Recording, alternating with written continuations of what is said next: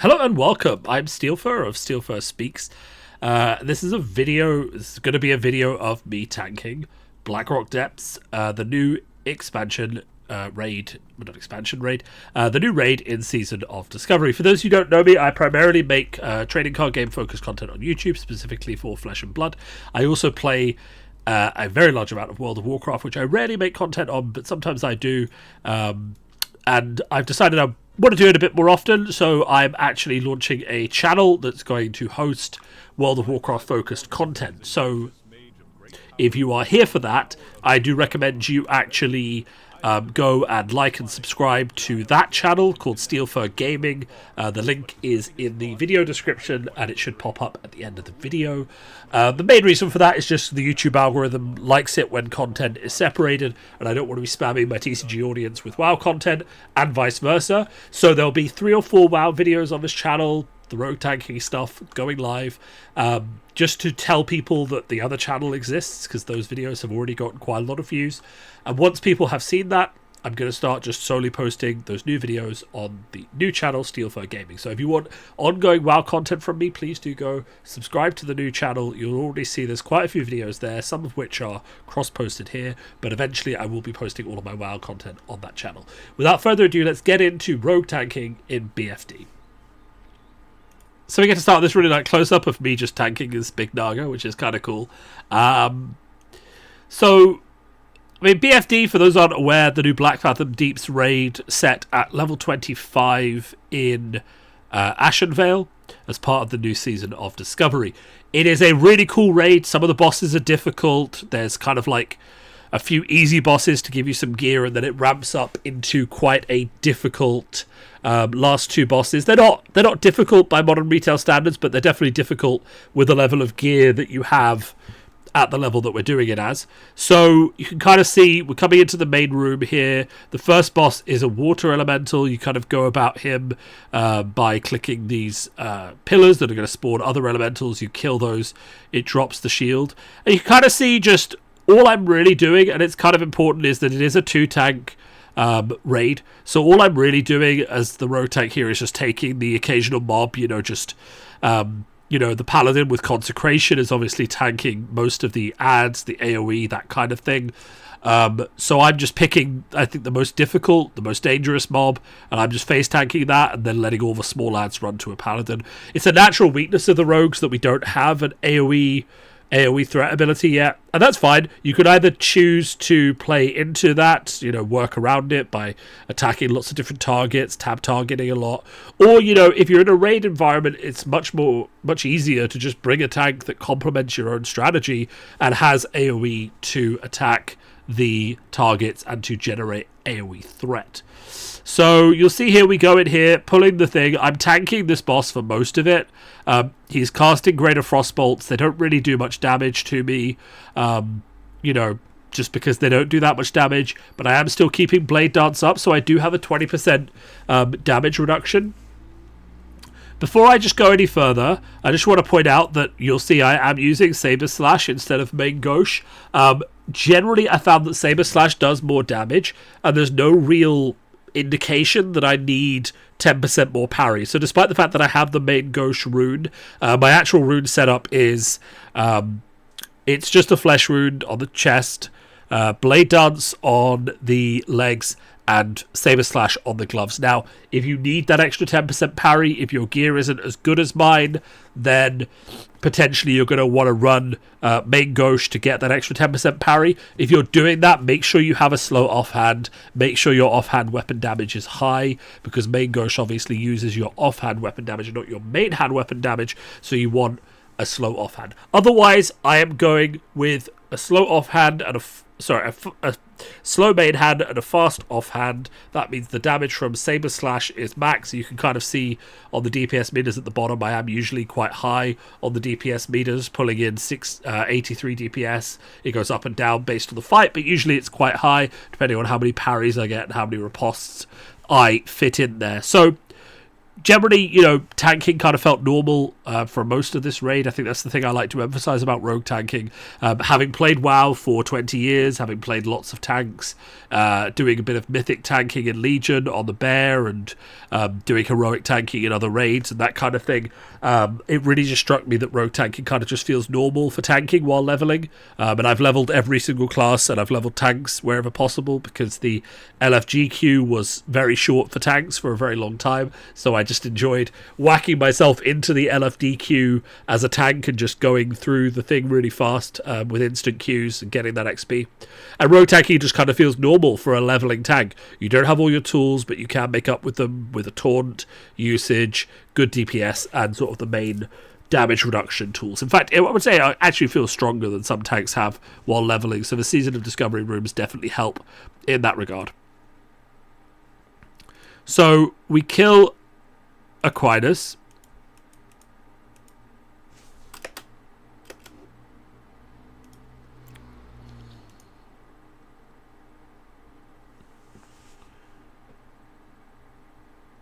There we go. Just having a little bit of stuttering for some reason. 1 second. And he's not a very difficult boss. All you really have to do is make sure whoever gets the debuff either jumps in the water or to a different platform. And then you can actually just stand here as a tank and just not actually get knocked out. And then when he does the bubble stream and he turns away from you, you just have to move around so you're not getting hit with that. He doesn't put out a lot of melee damage, but that's kind of good. It just lets you just keep going. And you can see I'm now just creeping up the DPS meters even more, just because rogue tanks do like a decent 80 DPS, and obviously a fine-tuned someone from another class is going to match that, do much better. But as a tank, 80 DPS, that's pretty good, so just doing a decent chunk of damage for my group, because I get to stay on the boss while they have to move around, is good. And then, of course, we have all of these other things going on. So Aquinas dealt with fairly easily. Then we have, what's his name? Gamura, that's it. Yeah, Gamura, the turtle. Again, I'm tanking this for a bit, and then my paladin tank friend is like, why don't you let me tank so I can keep mana and do more damage? I was like, okay, fine, that's fine. And then we get knocked back a bit, so I end up tanking the pet taunts for a while. Pet's weirdly good at tanking this expansion, which is kind of fun to see. But there's no huge amount of damage coming in here. I'm not doing much damage back because of his increased armor. But of course, I'm just tanking it like normal. You'll see the hits I'm taking. Let me move my camera just a small bit. You'll see the hits I'm taking. So I had another camera there while I was recording this. But you'll see the hits I'm taking are not massive chunks of my bars, as long as I keep Blade Dance up, even with lots of stacks of reduced armor. Because I'm a rogue, the armor isn't really how I'm tanking. I've got straight damage resistance, and I've got evasion. Then I get these braces, which I want because they've got bonus armor. The strength is all right, but the bonus armor I think is quite good for a tank. So I kind of just rolled need on those, and I got them. So those were good braces, is a good upgrade. And I think the bonus armor and them being leather is actually what made them come to me instead of one of the paladins or something like that. And they might take them later, but I think that was a good addition. You can kind of see my gear here just for a second. You'll see it is pretty much as good as you can get, minus a few items from dungeons. Blackwater cut, Cruel Barb, Meteor Shard, the new braces. I've got the Defias chest, the Defias cloak, Defias belt for the 10 armor, leggings of the Fangs, the purple gloves. I've got a 3 strength Agi ring. I've got the Seal of Rin. I've got I would say pretty much as good gear as you can get pre-raid. So just keep that in mind when you see me not taking much damage. I've taken the time to go and get the good blue armor, lots of stamina, that kind of thing. So if you're, I think to tank this and be comfortable, you kind of need to do at least be in well-statted greens with decent armor. You don't need all these blues, I don't think, based on the amount of damage I was taking, but you can be. For the rest of the trash, you may not be aware, but you can pickpocket the witches and the nagas, and they have a chance to drop pearls. So for a lot of this run, I was actually letting the paladin tank the trash while I tried to pickpocket the ads. So that was fine. And then on this boss, I think this is I can't remember what it's called, Lady Savaresh maybe. Lady Savaresh. I just take the melee ad because I can parry, riposte him, and deal a decent chunk of damage. And you do want to keep a decent bit of damage up on this this ad, because more will spawn. So if I can keep decent damage on it with ripostes and start chunking its health down, then the raid can just focus dealing that one, and this one will die. I do get frozen because I don't get out of the ice fast enough, but he's frozen too, so it's not so terrible. And I mean, the fight just goes on. We just zerg it. I tank both the elites, and then they despawn when the boss dies. Not really drama as a rogue tank. I do get the Artemis cowl from there, which is really good. Again, high armor. We skipped past the light, but high armor and sort of a good place to get some more bonus, because I didn't have a helmet. So even I wasn't capable of tanking it before, I was definitely going to be capable of tanking it now. Go through the trash again, just taking 1 or 2 mobs for, for riposte, making sure things don't get out of the consecration AoEs. If you're playing with a paladin that doesn't have consecration, you'll probably have to tank more. But as it was fairly easy to just let the consecration pick stuff up and then just take problem mobs, which is fine. I mean, you just play to the strengths of your tanks. My single target threat is huge, and I'll get an AoE tool later on, I'm sure. Again, try to pickpocket these just so I can see if I can get a pearl, which is good. And then we go on to Murlocs. You can also pickpocket the Murloc, by the way. There's nothing wrong with this fight. Again, the Paladin was like, can you let me tank for a bit so I can regen some mana? I was like, that's fine. But I was tanking it fine, just taking, we'll say, 5% chunks of HP off. Apparently not very hard to heal at all, just playing fairly normal. Then we go into this. The gauntlet, I just took the elite because, again, I can riposte it and just, handling physical damage is fine. The paladin took all the murlocs that spawned in the Logan Resh gauntlet. And, I just moved this melee up, just hitting it for a decent amount of damage the whole way so it would die as the boss spawned. For the totems, we just agreed that the paladin would tank the whole time. I have more single target DPS, so it just makes sense for me to play the off tank here. I could have very easily tanked the boss. I mean, it's not a question of, at this point, of whether I can tank something. It's just a question of, am I better as a rogue doing DPS? And to be honest, that's a really good position to be in, right? In terms of flexibility, ability to tank any boss in the game and have really good single target DPS, and then also the ability to switch out and do really strong single target damage, as well as that single target threat, is just really flexible. So it's really good. It's a great position to be in. So we killed that, loot dropped, whatever. That was fine. Cleared our way through the gauntlet. And we had a bit of trouble on Kelris last week. So if you saw my video on my other channel talking about Kelris last week, we actually had some trouble. We couldn't kill it. Just we didn't have the gear and the DPS. Several things changed. Our Warlock went away and got a lot more talents for fire damage instead of shadow damage. He also went away and got a bit more gear. We got our Mage Healer geared up a chunk more. We did one amazing SFK run where almost everything dropped. The robes and the shoulders and everything. We even got the rare mob and got the chest from him as well. So that was really good. And then we go into Kelris. I go DPS. Again, it's really good to be able to be flexible. I could tank Kelris, I did before, but we had a warrior with us, and we said, well, okay, the warrior puts on his shield, then he gets permanent access to shield bash, so he can kick more often, and I can do crazy DPS with Deadly Bruise. So I just switched to Deadly Bruise, equip some daggers, 1.2 daggers, equip 2 daggers, though I've later realized that actually you want a slow main hand and a fast off hand, and I have better daggers now anyway. Equip those daggers and then go straight into this, do really solid DPS, and I could have done more if I'd gone with a slow offhand. We kill it on the first try, I think. I'm doing 120 DPS, give or take, and we just take it down, and that's really clean.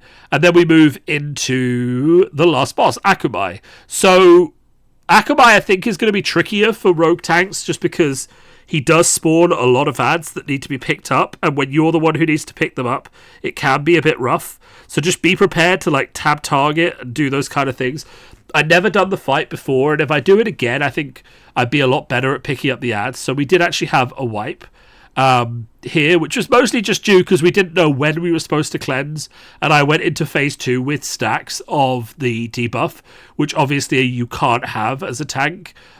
So we didn't really do that well on the first pull, but then on the second pull we actually just did it fairly cleanly, you know. So you run in, one tank takes it. We agreed the paladin would take it first so that he could then pick up the adds with his AO abilities while I took the second wave of debuffs.